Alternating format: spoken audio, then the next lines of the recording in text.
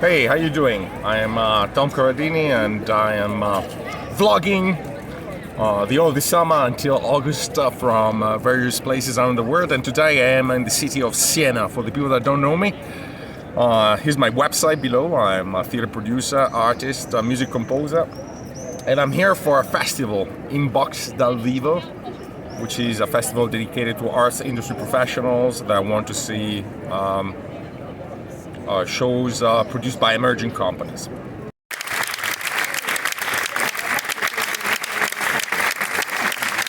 And I am continuing from my previous video, which was titled, the less props you have, the better it is. And I mentioned the fact in the previous video that the performers that really left a trace on me, that really left a mark on me, are the ones that actually don't do anything. I mean, they don't do anything from, don't get me wrong, from the technical point of view. I mean, they don't do acrobatics or crazy stuff or so on and so forth. And I'm speaking specifically about physical comedy.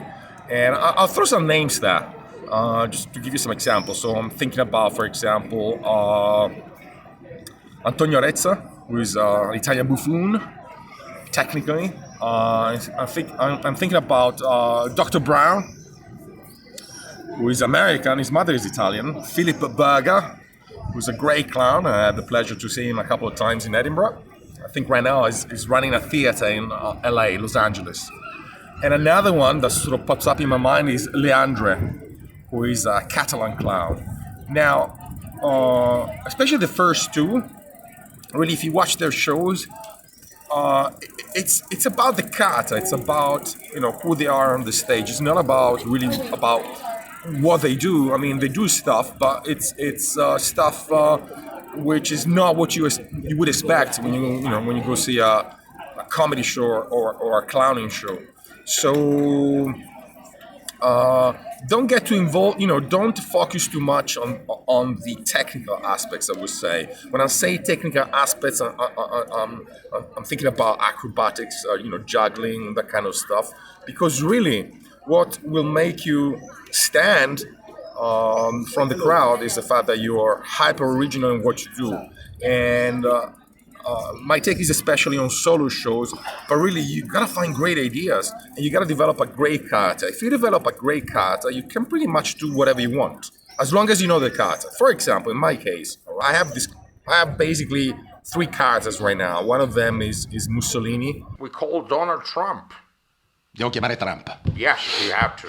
Trump. You have to call Trump. Benito, you have to call Trump. Va bene, non voglio litigare con te, Winston. Chiamiamo Trump. Sì.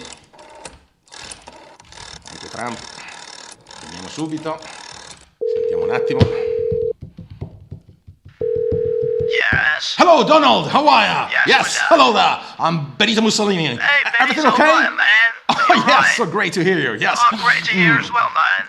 Yes. I'm here with Winston. Winston. By the way, he says hello. Hello! I know this character very, very well. I can do whatever I want with it.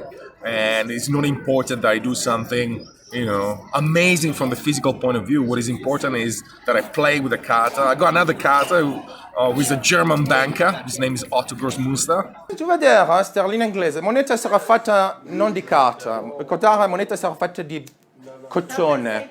Se io vedere prendere fuoco, non prendere fuoco, non come sterlina. Moneta, se per esempio passare accendino sarà moneta completamente... Tu tirare, Fräulein, tira palloncino, tirare. Tira!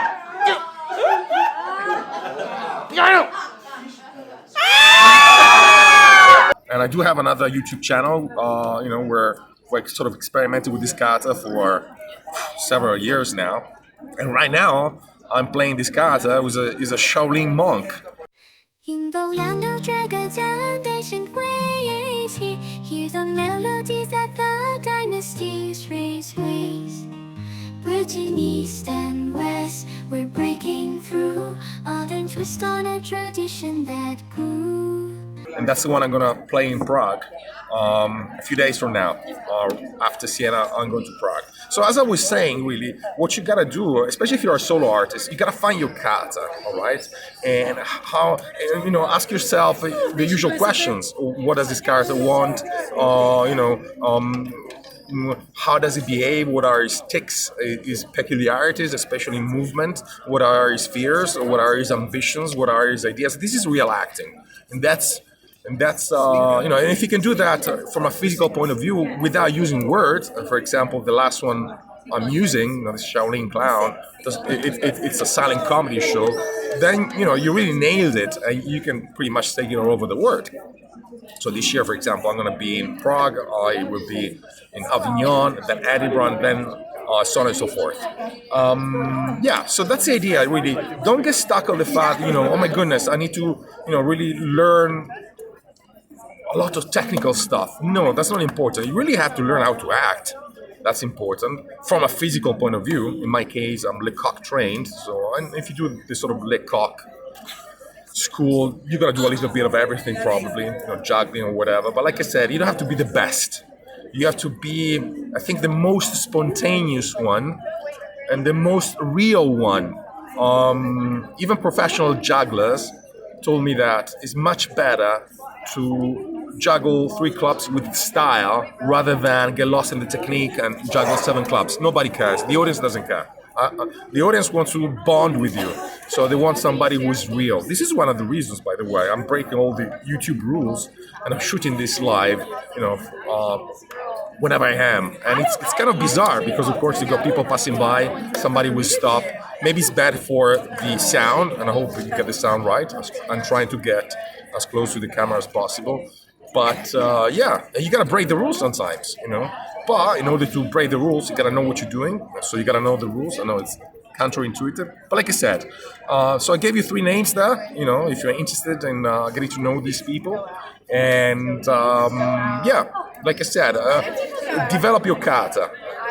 Find your inner voice. This is much more important than learning all the technique of the word. At the end of the day, the most successful people in any field, doesn't matter which one, can be the arts, can be business, whatever, really are the people who stand out as a persona, all right? At the end of the day, people want to see a person. They don't want to see technique. They're more interested in who you are, and if you can become somebody who's greater than life, who can, you know, make them travel, if you can take them to an emotional journey somewhere, this is much more important than getting lost in the technique. And yeah, so that's the idea. Well, what can I say? Till next video, enjoy life. Ciao.